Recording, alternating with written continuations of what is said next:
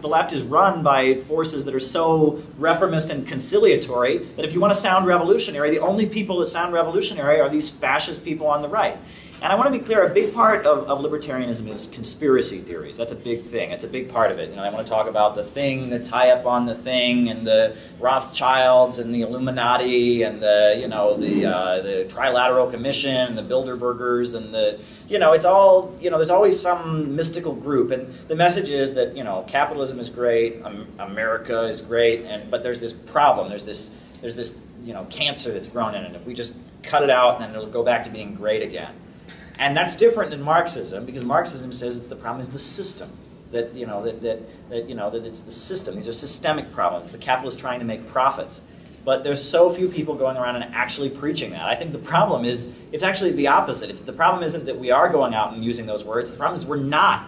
If we were out there, if people were familiar with Marxism. During the 60s, people tell me that if you joined the anti-war movement, you became some sort of Marxist. The question was, what kind? Did you become a Maoist or a Trotskyist or an anarchist? That was the question, you know. But now it's out of people's radar screen. You know, people also tell me that, you know, 30 years ago in this city, if you were walking down the street with a red flag, people would run out of the bar and start beating you up. You communist, what are you doing? Now you walk down the street with a red flag, people might think, is he at a construction site? Or, you know, people don't even know what it is. People don't even have it on their radar screen.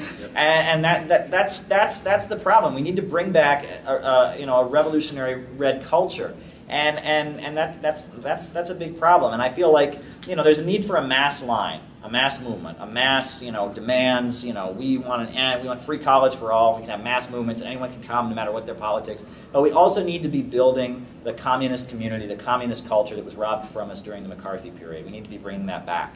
And you go to any other country in the world, even you know, Western imperialist countries, you have that. You have areas where the communists have a base. And the reason, you know, you talk about these organizations being eliminated in the 60s, the reason they were eliminated is because they never had a mass base. The mass movement of the 60s, it was based in the campuses, it was based in the nationally oppressed communities, but the majority of people in the United States had no relation to the mass movement. It was an alien thing. It was separate from quote-unquote mainstream America. It was. But now we're at a point where quote-unquote mainstream America has had their home foreclosed.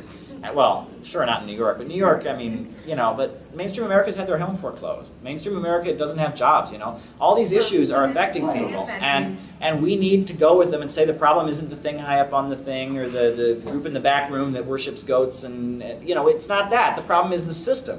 You know, we actually have, it's kind of, they talk about the most obvious explanation is usually the right one. We have the most obvious explanation. We don't have to write a novel. We don't have to write Lord of the Rings to explain why things are bad. You know, we don't. We can, you know, things are bad because there's these rich people, and they own everything. And they are trying to make more money from what they already have, and they don't give a shit about the rest of us. That's the problem.